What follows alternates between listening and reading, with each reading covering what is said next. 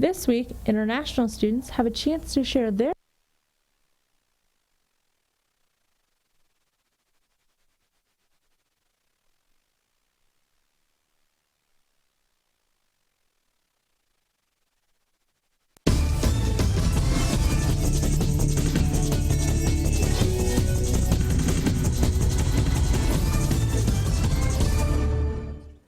Tonight on Coyote News, see how students can learn about other cultures without having to travel the world, and find out why people were baking pies last weekend. I'm Brent Seehofer. And I'm Kathleen Surrey. There's a new diversity center on campus, acting as both a home and a safe place for students. And learn about a new clothing store in Sioux Falls featuring USD products. Plus, the football team's preparing for their season finale against SDSU, and the volleyball team's 17-home conference win streak is snapped. But first, the headlines with Delaney Schenk. NBC has decided to cut a developing sitcom with Bill Cosby following sexual allegations against the comedian.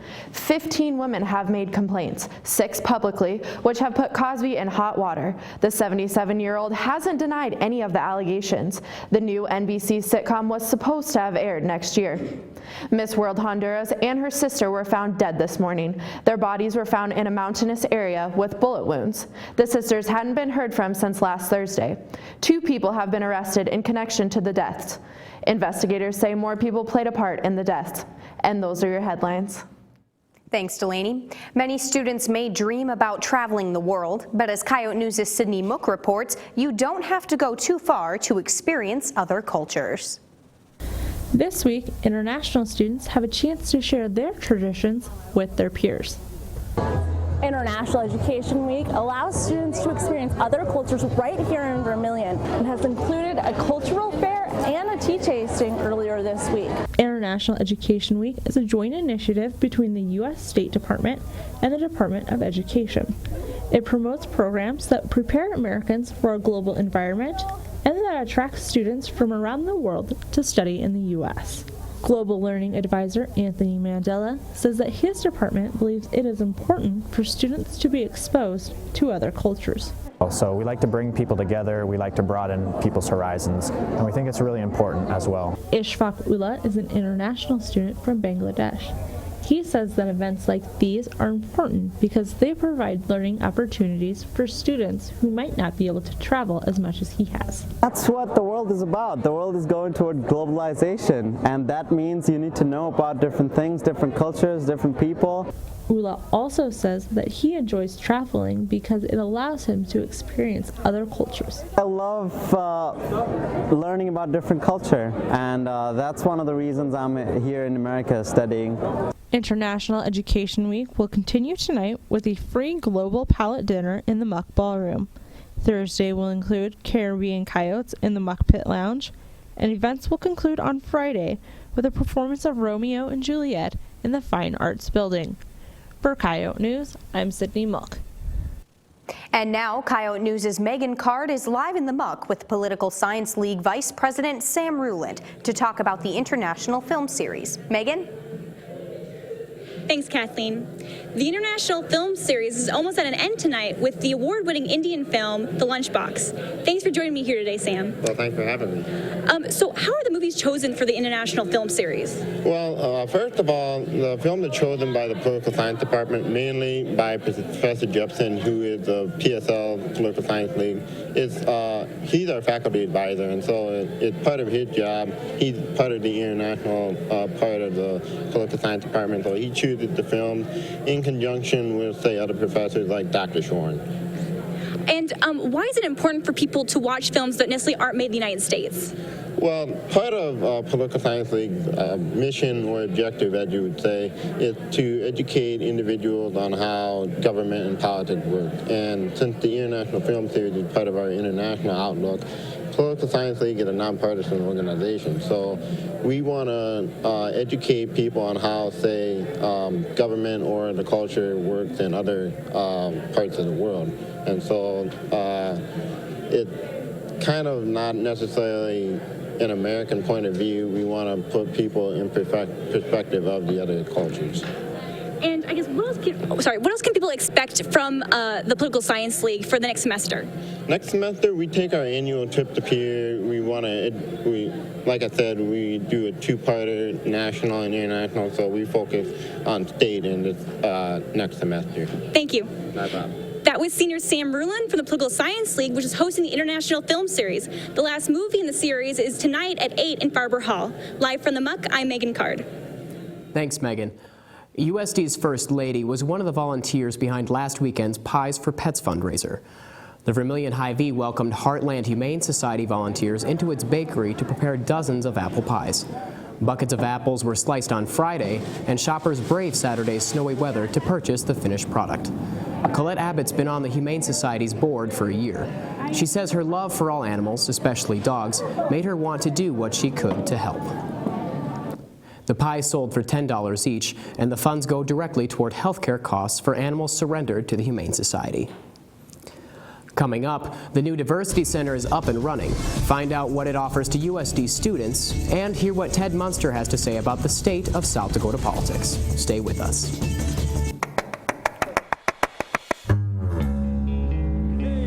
What made you pair up with the sound to show your school spirit? Go for the up and under, and that one will fall forward.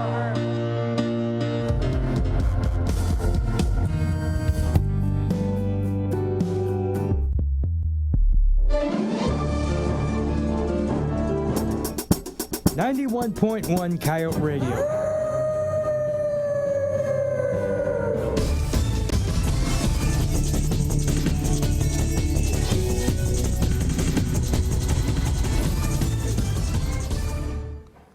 Earlier this month, USD held the grand opening of the Center for Diversity and Community on the second floor of the Muck. As I found out, the center isn't just a group of offices, but is meant to act as a home and safe place for students. What used to house the Student Services Center is now home to 9 offices of traditionally marginalized groups on campus. These organizations include the Union of African American Students, the International Club, the Association for the Advancement of Women's Rights, the Teoshpe Student Council, and more. Lamont Sellers is the director of the new center, and he says diversity is important because a lot of places don't look like South Dakota, and that it's essential to educate students about the different cultures and identities found throughout the world.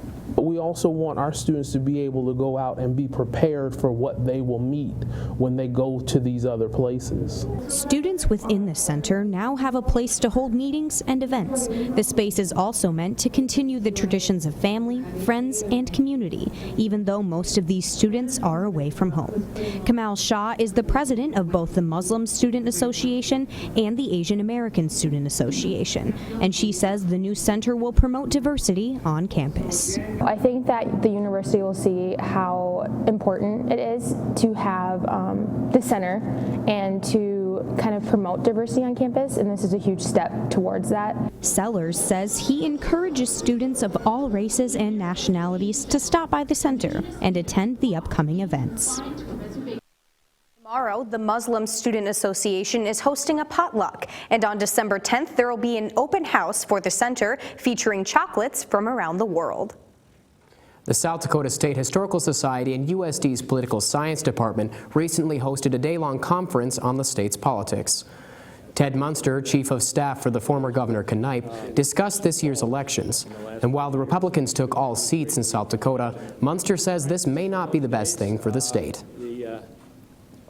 One party runs the whole show because that party is then subject to being divided and having personality conflicts and internal fights which are not necessarily good for the public. Munster says South Dakota hasn't always been a Republican state. He says in 1970, all 3 state senators from Rapid City were Democrats. Also speaking were Mike Freeman, Communications Director for Senator Jim Abner, and Lance Baltina, a counsel for the Senate Commerce Committee. And in the 90 minutes we were... The conference coincided with the release of The Plains Political Tradition, a new book about South Dakota politics.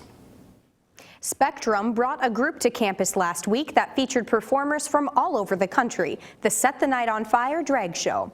Spectrum is the Gender and Sexuality Alliance on campus, and the show is their biggest production of the semester.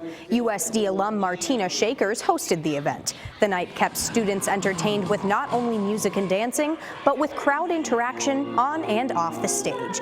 The group also encouraged the audience to be anti-bullying advocates. If you'd like to join Spectrum or want more information about the group, visit their Facebook page. And on this week's blog, Abby Pierce compares USD to SDSU, using an item that most students use to stay warm. As this is the last regular newscast before the Red Report, I feel I cannot leave you without giving my valuable opinion on an important debate. What is better, mittens or gloves? Well, as for me, I'm a mitten lover and think that you should hear me out. With the Yotes playing the Jackrabbits on Saturday, I feel it is only fitting to use our rivalry with SDSU as an analogy, even if it's a little silly. I like to think of mittens as being like USD. It's warmer here, just like your hands are in mittens.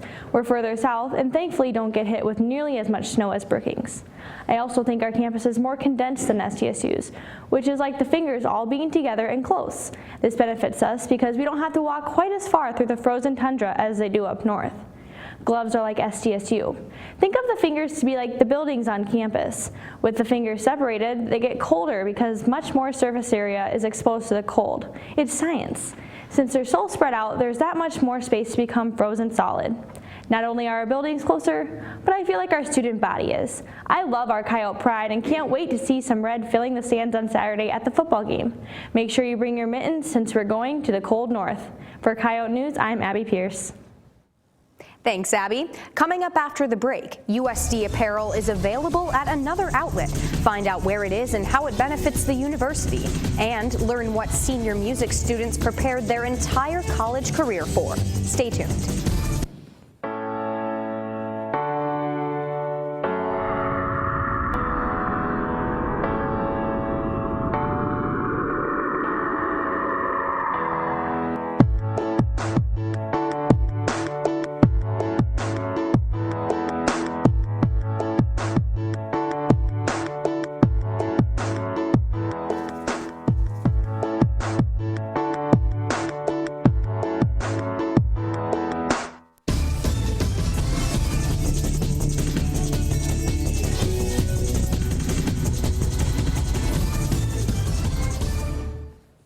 For most college students, wearing your university's apparel is common, but sometimes there's only one place on campus to buy these items. On this week's Yote Report, Nicole Griffith takes us to Sioux Falls, where a new store is providing everything USD. Coyote fans can now purchase USD apparel and personalized merchandise at the Sioux Falls Empire Mall. The store opened its doors at the beginning of November and has seen positive feedback from alumni and fans. Joe Jameson is USD's licensing officer, and he says the store creates a walking billboard for the university. Basically, we want to have a retail presence for alumni and fans that they are not currently receiving in Sioux Falls specifically. Apparel ranges from crew necks and t-shirts to vests and more, including the Vault collection, which showcases the original Wile E. Coyote. The USD apparel store is seasonal and has only been open for a few weeks. You can come in and catch their daily deals along with holiday promotions. USD undergraduate applications are available, which helps in recruiting prospective students. Apparel isn't limited to just college students and adults. It's also available for children and even animals. The store is located through the main entrance to Center Court and is closing December 31st. For the Yote Report, I'm Nicole Griffith. Items for sale aren't just limited to clothing. USD bottle openers featuring Coach Joe Glenn singing the fight song are also for sale. And now Coyote News' Megan Card is live in the muck with Director of Communications Tina Haroldson to talk more about the new store. Megan? Thanks, Kathleen.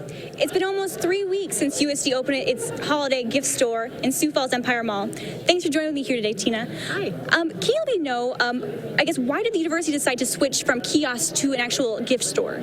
It was basically availability. That was a hat store that was going out, and so the mall offered it to us for the holiday season, and we said that'd be great. So can you talk to me a little about some of the special items that's maybe only sold at the store in Sioux Falls? The exclusive things to us are the vintage Vintage Charlie that we brought back in apparel, and we also have them on ornaments and on some other things. These were designed by our department, and eventually they'll probably be in other retailers, but for this Christmas, we're the only ones that have them. And what does this store do to kind of expand USD's brand? We think by being in Sioux Falls, we're in an expanding marketplace, and a lot of people come through the mall, and we just want everyone to see red and wear red and buy red for Christmas. And so this is only a temporary store. Can you talk about that a little bit? And kind of, does USD want to go into retail aspects with this store? You know, we really don't want to be retailers, but we feel with going Division I, we have a long way to go to get our brand and our logo out as much as other schools do. So this is just our way of kind of inspiring other retailers maybe to carry more things. Thank you very much. That was Tina Haraldson from Marketing and University Relations on USD's new holiday store in Sioux Falls Empire Mall, which only is open through December 31st. Live from the Muck, I'm Megan Card. Thanks, Megan. Seniors in the music department aren't only preparing for graduation, but for the grand finale of their collegiate career, their senior recital. Amanda C. Mansell performed her recital for a large crowd last Thursday night at the National Music Museum. A senior recital is basically a performance showcasing everything that you've worked on in your time here with lessons and everything. Every music major is required to take lessons, and you work on certain pieces, and then you need to show it off. The senior recital showcases all the pieces that I've worked on the past 2 years. Amanda was the first to perform this year. She said many other senior recitals will be held in the spring semester. For the past 5 years, seniors in the USD Theater Department have been given the opportunity to perform individual pieces in front of professional agencies in New York over spring break. After a series of auditions in front of the theater professors, a small number of students are selected to perform.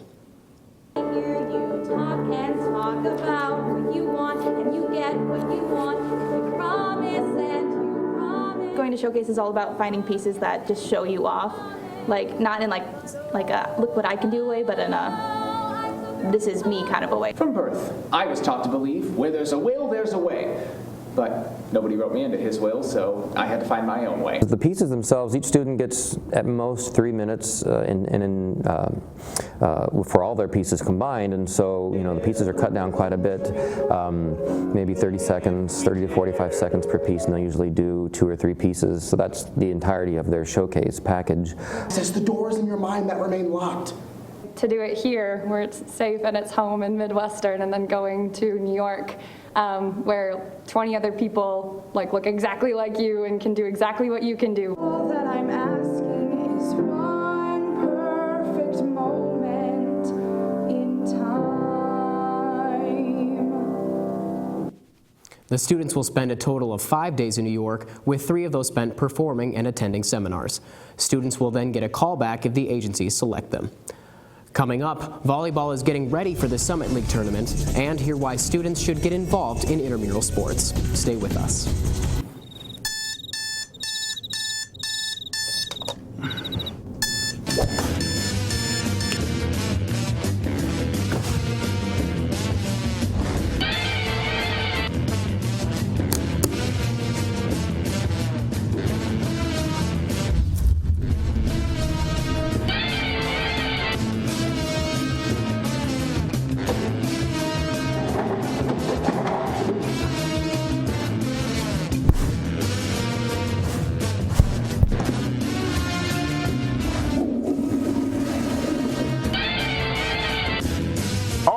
There for you. Coyote News, Wednesday, live at 5.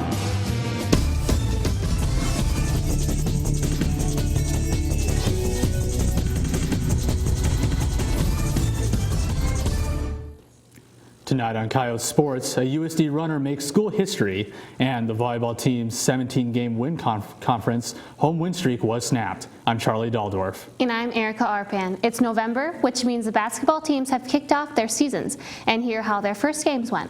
Plus, commentator Grant Boziacki talks about the big football game this Saturday. But first, the headlines. Delaney?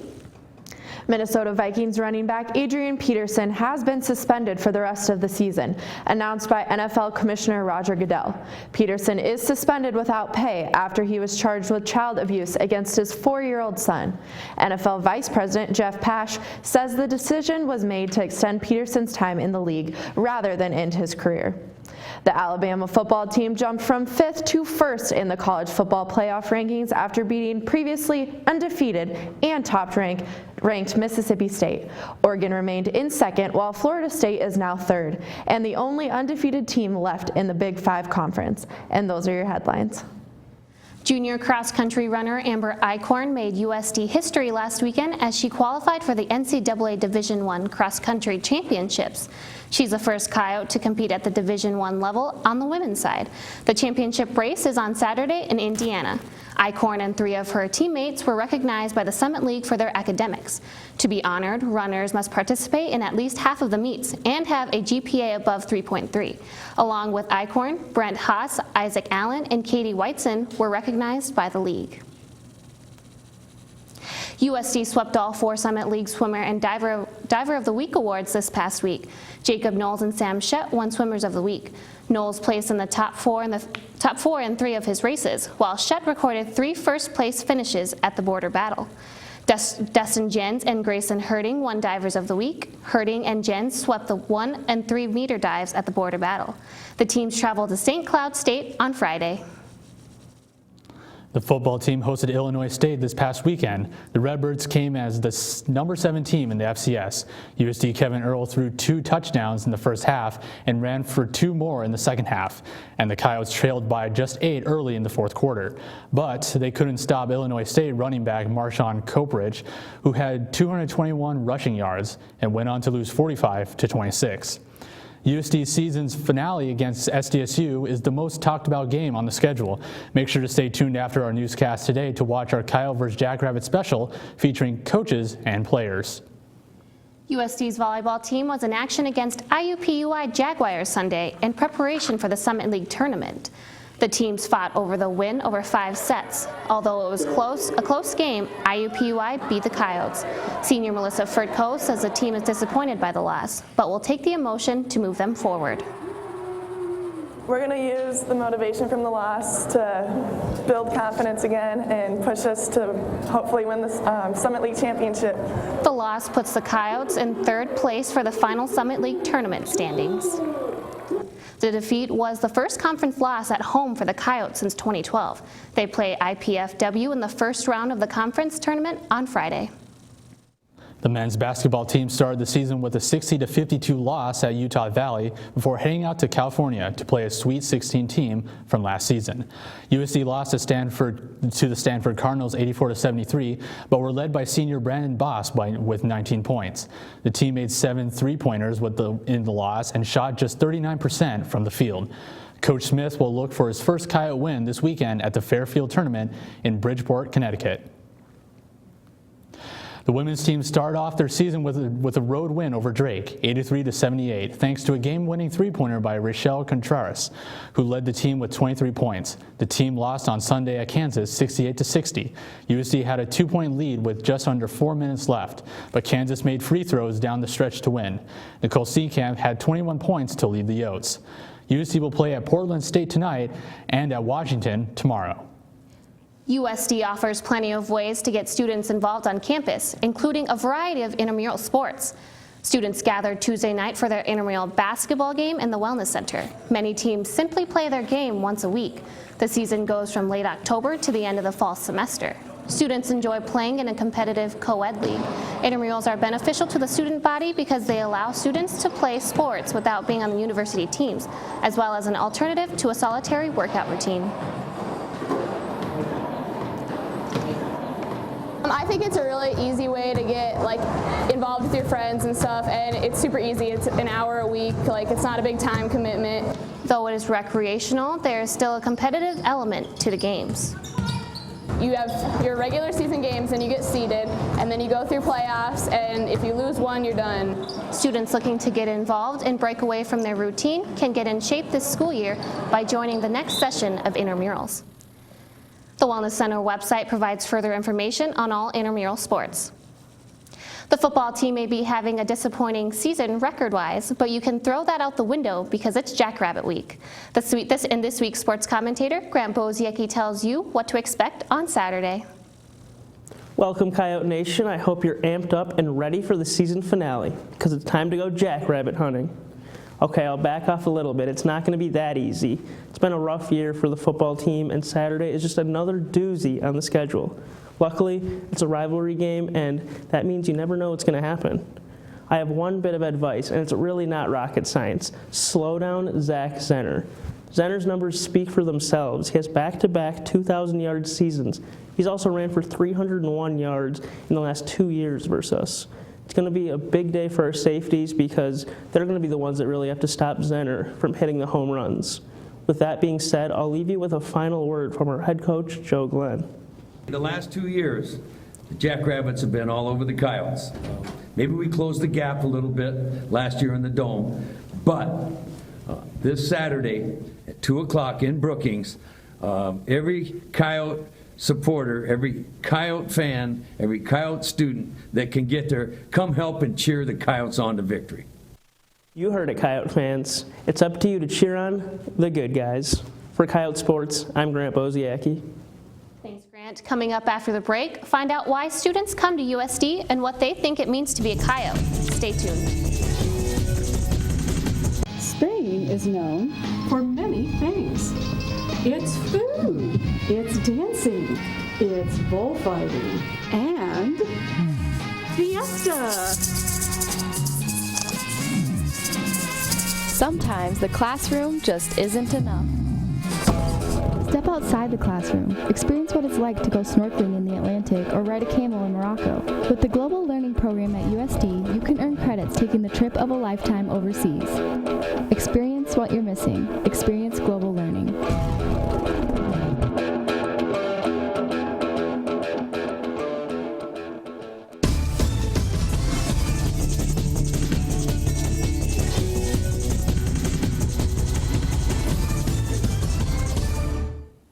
In the final segment of our What It Means to Be a Coyote series, student ambassadors in the admissions office tell us what it means to them to be a Coyote.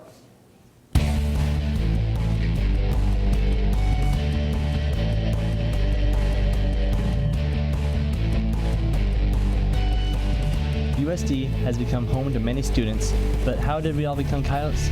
At the Belva Center, student ambassadors and admissions counselors know what it means to be a Coyote. It's their job to guide prospective students on tours and show them Yote life at its finest. Student ambassadors Diego Marquez and Cassandra Keller came to USD because of ambassadors before them. The tour is what really sold me. It feels like home on campus. I felt very welcome. My tour was the thing that really pushed me to come to USD, and they really made me love USD. Marquez wanted to be an ambassador so he could share his passion for USD. I'm crazy about the Yotes. I love USD, so I just have to be really pumped all the time about the Yotes and what it means to be a Coyote. It's like you just, you go for it. The admission crew recruited everyone to be a Yote, and like Keller, said the school works for you. Oh, it's so easy to get involved, and people are just gonna love you when you come here just because you're a Coyote. So get out and enjoy the campus that admissions convinced you would make a good home. Find your passion for Yotes and always remember what it means to be a Coyote. For some students, finding a college that fits them depends on class sizes, cost, and availability of specific majors. On this week's Out and About, we asked students why they decided to become a Coyote. I don't know. That's a rough question. I don't know. My sister always liked it, so when I came here. After I saw the campus, I just kind of decided to come up here because it's a lovely town, lovely campus, good classes too. Well, my dad was a Coyote, and it's close to home, so I came here. It had a lot of the programs I wanted to join in, like med school, and the biology program I heard was great and it's close to home. My sister had just graduated from here last year, and she had had some good experiences here at USD, and it seemed like the best choice for me. Lycanthropy. I live here in town and born and raised with the university atmosphere, and it's like a second home, so why not come? Oh, well, I came here to play football. I'm on a scholarship here, and the reason that I came was because of Coach Glenn, head football coach, and the campus is pretty wonderful. I love the university. I love the area. Everything here is very nice and it's very community oriented, and I'm from a small town. The student ratio here is phenomenal. Pick up a new edition of the Volant today. Read about the in-state rivalry between USD and SDSU, plus stories on the push for the no-fault divorce law, and available resources for poverty in Vermilion. That's all for Coyote News. Don't forget to like us on Facebook and follow us on Twitter and Instagram. Stay tuned for the Cross Media Council's Coyotes vs. Jackrabbits pregame special, featuring USD football players, coaches, and reporters coming up next. Have a great night. We'll see you after the Thanksgiving break for the Red Report.